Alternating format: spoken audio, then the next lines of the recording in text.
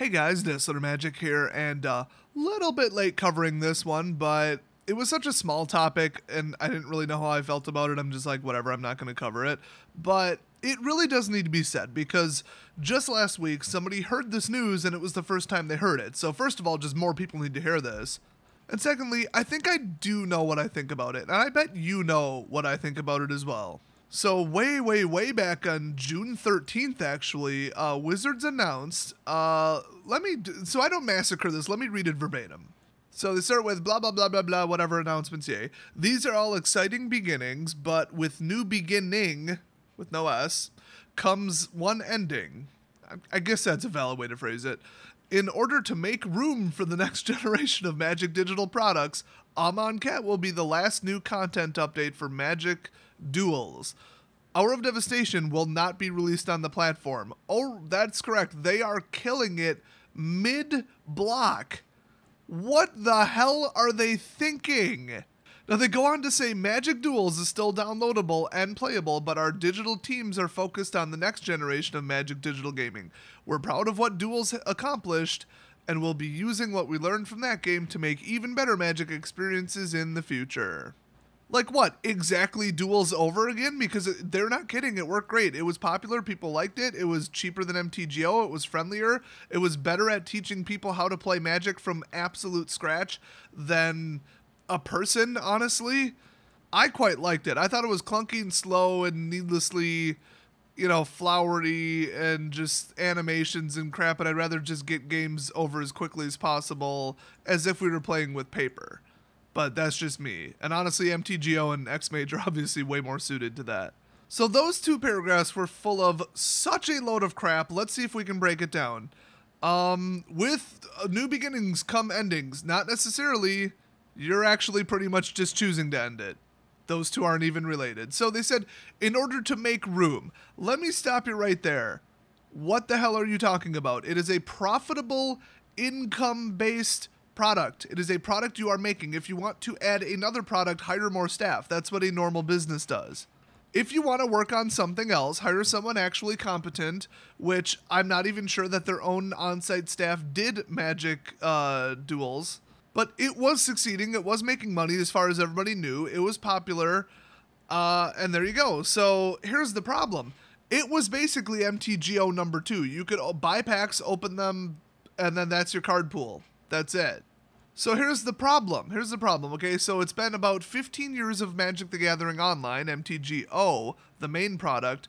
And they keep saying, value, we're never gonna ban you, or we're never gonna delete your card collection, we're never gonna suspend MTGO, don't worry. You know why they keep saying that? Because you're not renting, you're not leasing, you're not owning the cards, you are doing nothing but handing Wizards money legally, and that is it. They don't owe you a damn thing. If you don't believe me, read the terms of service.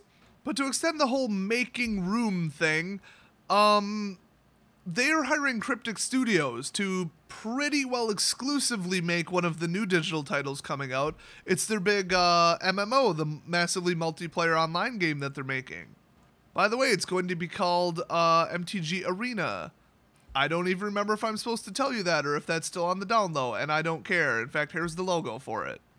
But see, Wizards has almost nothing to do with that other than signing their name on a piece of paper that says, yes, you can license our crap, and maybe sending them some artwork and answering questions about the lore. So it's not like their programming team is working on it as far as they have indicated. I mean, it's possible they're collaborating, but I very seriously doubt it. So are they pulling the people off of Duels to make them fix up MTGO and make it less awful? Maybe. I mean, the last I heard, they rewrote the whole program to run on the .NET framework instead of wherever the hell it was before. Oh boy. I've heard reports that it's still glitchy, slow, the interface sucks, and there's a bunch of, complaints people have about it. So I don't think they fix much. Now, they did say after this, we are excited for the next lineup of Magic Digital products with an S currently in development. So, okay, they're working on something. Keep in mind, D3 Go made Puzzle Quest, not Wizards. They're really not working on anything as far as anybody knows, but they claim they are. And it does make more sense that they are. So I get it. Let's just take them at their word. Okay, they're too busy to develop a product that people put money into. Now they're going to let it just crash and burn and die, which, you know, maybe, maybe not. I mean, not updating it with new cards at all, but it's still playable. Technically, you could go back and play Shalendar, which is from like 97. But how long is the community and the fans and enough people to actually play games at all hours of the night? How long is that going to go before collapsing if nobody's promoting it, nobody new is downloading it, and none of the new sets are in it? Not real long. So the question is, what are they working on next? Is it going to be a hand-holdy low-level thing, which is what they said that this was? It was for new players, while MTGO was for top players. And then they said nothing is in the middle and that they were going to fill it in with Magic Digital next. And yet they haven't, because according to them, that wasn't Duels. Very interesting. So are they going to release another here's how you learn to play Magic type of thing? And will it be like on mobile or, you know, consoles? Who knows? I mean, speculate all you want. Nobody knows what they're doing. Now, the way bigger issue that I was hinting at before is on MTGO, they're like, oh, don't worry, you sort of pseudo-own the cards. I mean, legally you signed an agreement that said you don't own a damn thing, but we're going to pretend you do and preserve it forever because some people have like $20,000 into MTGO. What the hell's wrong with those people? I don't know either. Stop asking. But what they're basically saying with Magic Duels is, hey, if you bought cards and you've got a giant card library and you open a bunch of boosters, that's all crap because we're letting the game die and it's not worth anything and we don't owe you anything. No refunds, bye, thanks. That is unbelievable to their reputation. Like, that is so much damage to their, like, PR and their corporate reputation, their reliability and their image and everything. It's unimaginable. I mean, basically, okay, let's say somebody spent $200 on Magic Duels, opening stuff and building decks, and now it's a dead product. Great. Fool me once, shame on you. Fool me twice, just kidding, you're not going to get to fool me twice because whatever the hell you make after Duels, I'm not going to buy, I'm not going to play, I'm not going to spend a penny, I'm not going to touch it because, oh, it's not reliable, or we want to move on to something else, or we're too busy, or we got to pave the way, or whatever the hell they said. I guess we're going to dump it. All the money you put into it is now completely gone. Yay. If they do that twice, you're just going to lose more money. So nobody who got burned by Magic Duels is going to touch whatever the hell they release next. It better be just an improved, more friendly version of MTGO where people already are, because nobody is going to trust Magic Duels 2.0. They just aren't. I think the development costs were too high. It was glitchy. They didn't want to fix it. It went maybe over budget. I kind of got that vibe from the, I don't know, the evidence basically. And then people weren't spending on it like MTGO, but it had, you know, almost the same maintenance costs theoretically. So it just wasn't a good product. I'm sure it was still like kind of making money, but maybe it looked like it was starting to not, or people were kind of giving up on it. And then obviously they did not correctly value, in that case, the value of people using it to learn Magic and then translating to MTGO or paper Magic. You know, it's like the gateway, we'll just say, drug. It's the gateway game to the real game, the hard stuff, the F&M addicts. But yeah, seriously, no joke. Whatever they release next, nobody's going to touch it. Nobody. There's going to be such bad PR about it. I mean, I'll be sure to do my part and help with that. But people are just not going to trust Wizards ever again with digital products because they're not digital products. You are handing them money on MTGO or Duels for nothing. You are not entitled to, nor do you own, those entries in the database on the server that are your cards. I really can't make that any clearer. If you have cards in MTGO, you do not own them. So this kind of thing could happen at any time with MTGO. I feel like it absolutely never would because MTGO is 60% of Wizards' income, or I should say Magic the Gathering, the branch's income. But the possibility's out there and I just don't like that feeling. That's one of the many reasons I won't touch MTGO. Plus, I just can't get past the whole, you want me to buy my cards twice? No.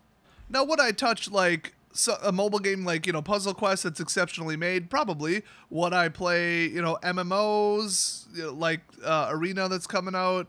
Yeah, probably, because those are completely separate. They're made by a different company. They just use Wizards' intellectual property, and that's, the extent of their influence over it, sort of. But will I touch any digital anything ever again, even though I literally spent 0 on Duels? No. But just because I was smart enough not to touch either of them in the first place, doesn't mean that other people were a little bit less wise to the ways of software licensing and terms and stuff. So if you just lost a ton of money on Duels, let me know what you think about it down in the comments section. And whatever they come out with next, if it's remotely similar, will you touch it? And are you going to jump off of Duels to MTGO? Or are you fed up with not owning anything and them pulling the rug out from under you whenever they want? Kind of a leading question, but this is kind of a leading video. I wouldn't even call it biased, it's just, here's my opinion on it. There you go. By the way, if you want something a little bit more reliable, perhaps you heard about it in the last video, but otherwise I'm going to be reiterating it quite a few times. New sort of sponsor, more of a referral link system than an actual sponsor, so I can't really call them a sponsor, but the FTC does want me to tell you that I make money off this. Check out the link in the description to get your very own Discover card. Now, why would you want a Discover card over a Visa or MasterCard? Because those are boring and don't do anything and the customer support sucks. I got my Discover card simply because, well, one, you get $50 for signing up, and two, well, assuming you're approved to make a purchase in the first 90 days or something like that. But anyway, read the terms. Two, they changed the rewards program on my Visa to be completely freaking stupid. Discovers is amazing, and if you happen to spend something in the right category each month, and it's a pretty broad category, you get 5% cash back, not 1. And honestly, 1 is a stupid gimmick, it's basically nothing. Oh, I dropped an entire paycheck on this. Oh good, I get $10 cash back. Well, yippee skippy. As I said in the last video, I used my Discover card for all of my online purchases for my business. For 1 quarter, because that was their quarterly thing, was basically online purchases, and I got about $1,100 cash back. Yeah, that's a lot of money, especially to me. I'm poor. I'd say it was a pretty good Christmas shopping season, but actually, I got the rewards on like January 2nd. Anyway, they are just better. I don't even use my Visa card, I use my Discover card for everything. So if you run into one shop that doesn't take it, whatever, who the hell doesn't have a debit card? That has happened to me 1 time. Oh, by the way, if you're going to get a non-MasterCard, non-Visa, and you want a ton of perks and membership rewards and all this kind of weird, cool stuff that they do, and you're thinking, oh, but what about American Express? Yeah, what about the $175 a year that they hide in the terms and put in the second year? Not all their cards have that. They're kind of rolling it back because of, oh, just a couple complaints. I know somebody who worked for Amex in their call center. They got, oh, just a couple complaints. He quit after 2 weeks of working there, but boy, did everybody have the same complaint. Amex is stupid, nobody takes it, the programs are basically a scam, and businesses like me are forced into them. I just pretend that I don't take Amex at my business, even though I do. So we're left with boring, featureless crap, and then a Discover card which equally costs 0 just as much as Visa and MasterCard. It's the obvious choice. But hey, if you want to check it out yourself, link in the description. They're fantastic. I purposely went out of my way to go to them and ask if they wanted to be a sponsor, and they told me about the referral program. So it wasn't them coming to me, it was me coming to them because I'm like, I like this. By the way, every single month you can check your credit score for free. It's not even like, oh, fill out a form, send it in, mail it, fax it, blah. No, click on the thing that says show me my credit report. Boom. Line graph right on the screen. They even tell you what the biggest influencing factors were and how it's calculated.